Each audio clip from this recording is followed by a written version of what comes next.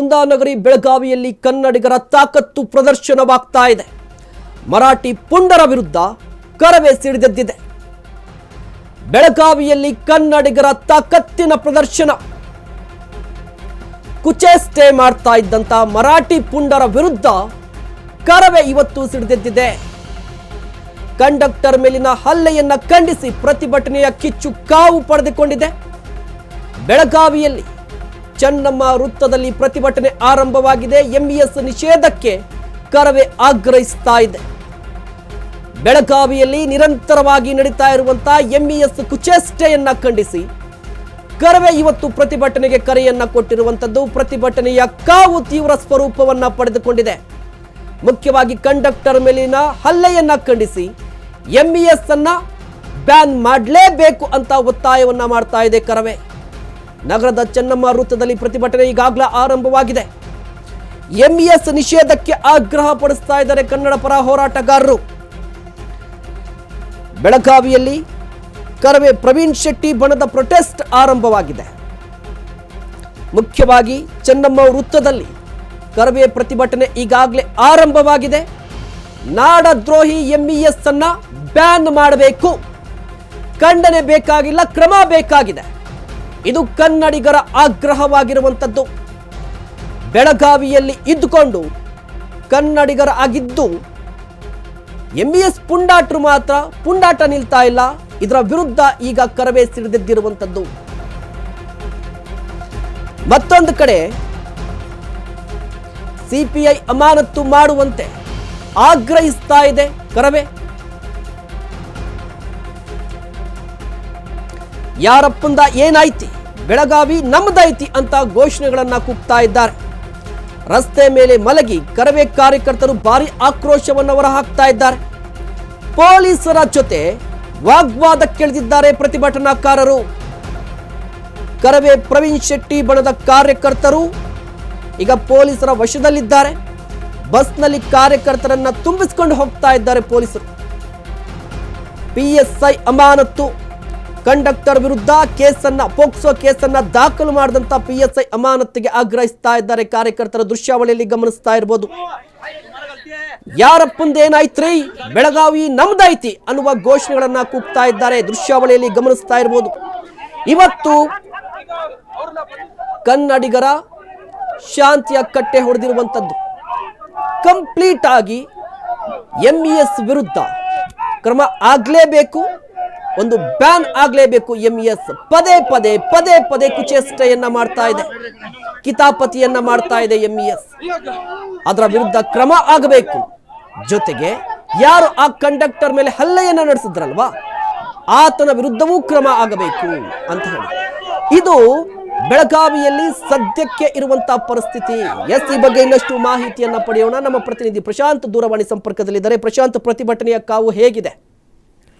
ಖಂಡಿತ ಮಹೇಶ್, ಏನಂತಂದ್ರೆ ಮರಾಠಿ ಪುಂಡರ ವಿರುದ್ಧ ಕನ್ನಡಿಗರು ತೀವ್ರವಾದ ಆಕ್ರೋಶ ವ್ಯಕ್ತಪಡಿಸುವ ಮುಖಾಂತರ ಬೆಳಗಾವಿಯಲ್ಲಿ ಕನ್ನಡ ಕಹಳೆಯನ್ನ ಸದ್ಯಕ್ಕೆ ಊತಾ ಇರುವಂತದ್ದು.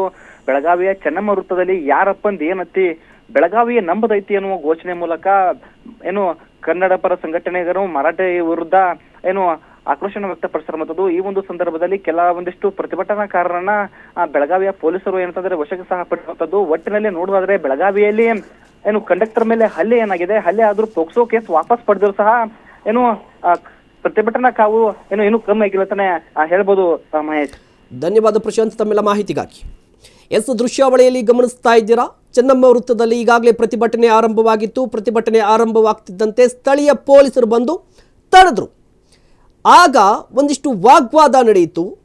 ವಾಗ್ವಾದದ ಬಳಿಕ ಕನ್ನಡ ಪರ ಹೋರಾಟಗಾರರನ್ನ ಪೊಲೀಸರು ವಶಕ್ಕೆ ಪಡೆದುಕೊಂಡಿರುವಂಥದ್ದು. ಇದು ಪ್ರತಿ ಬಾರಿ ಕೂಡ ಇದೇ ರೀತಿಯ ಪರಿಸ್ಥಿತಿ. ಕನ್ನಡ ನಾಡು ನುಡಿಗಾಗಿ ಹೋರಾಡುವಂಥ ಕನ್ನಡ ಪರ ಹೋರಾಟಗಾರರ ಮೇಲೆ ಪ್ರತಿ ಬಾರಿ ಕೇಸನ್ನು ಹಾಕ್ತಾರೆ. ಇದು ಫಸ್ಟ್ ಟೈಮ್ ಅಲ್ಲ ನೋಡಿ. ಕಳೆದ ಬಾರಿಯೂ ಕೂಡ ಬೆಳಗಾವಿಯಲ್ಲಿ ಇಂತಹದ್ದೇ ಪರಿಸ್ಥಿತಿ ನಿರ್ಮಾಣವಾಗಿತ್ತು.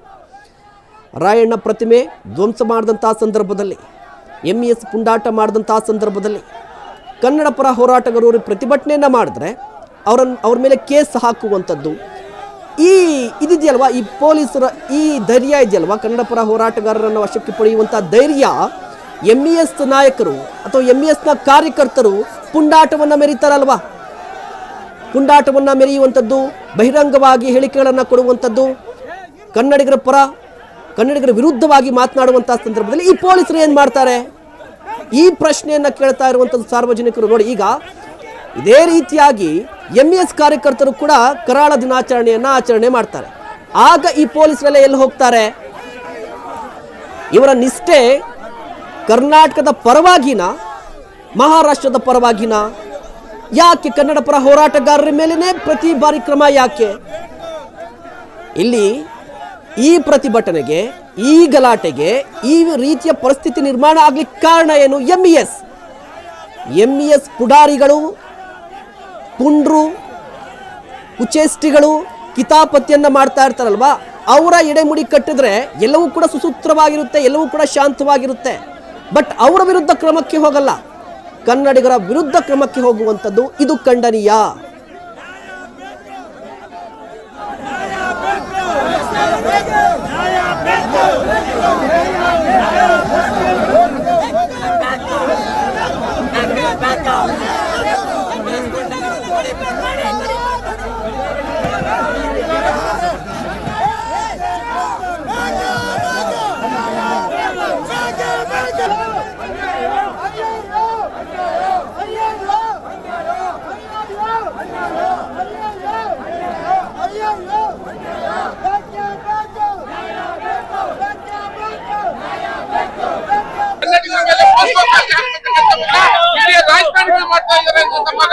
ಉಸ್ತುವಾರಿ ಸತೀಶ್ ಜಾರಕಿಹೊಳಿ ಹೇಳ್ತಾರೆ, ಏನಂತ ಹೇಳ್ತಾರೆ, ಪ್ರತಿಭಟನೆ ಹಿಂಪಡೀರಿ ಅಂತ ಹೇಳ್ತಾರೆ.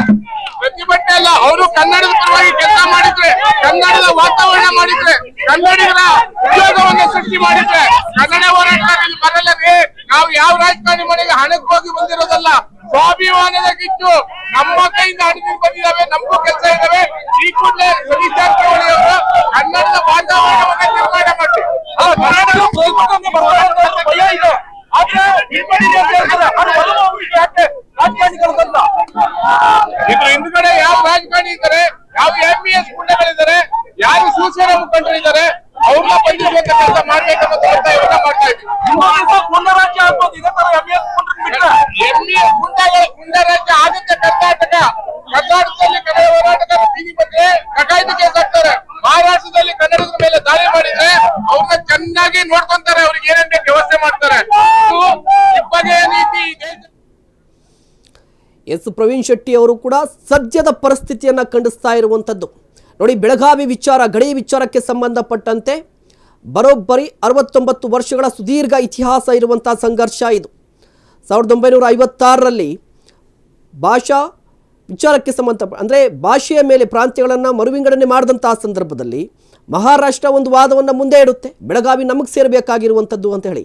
ಮಹಾಜನ್ ಆಯೋಗ ಬರುತ್ತೆ, ಮಹಾಜನ್ ವರದಿ ಕೂಡ ಪ್ರಕಟವಾಗುತ್ತೆ. ಬಟ್ ಮಹಾಜನ್ ವರದಿಯನ್ನು ಕೂಡ ಮಹಾರಾಷ್ಟ್ರ ಅಕ್ಸೆಪ್ಟ್ ಮಾಡ್ಕೊಳ್ಳೋದಿಲ್ಲ, ಬಟ್ ಕುಚೇಷ್ಟೆಯನ್ನು ಮಾಡ್ತಾ ಇರುವಂಥದ್ದು. ಈಗಿನ ಕುಚೇಷ್ಟೆ ಇದೆಯಲ್ವಾ, ಇದು ಶಿವಸೇನೆಯ ಕುಮ್ಮಕ್ಕಿನಿಂದ ಶುರುವಾಗಿರುವಂಥದ್ದು.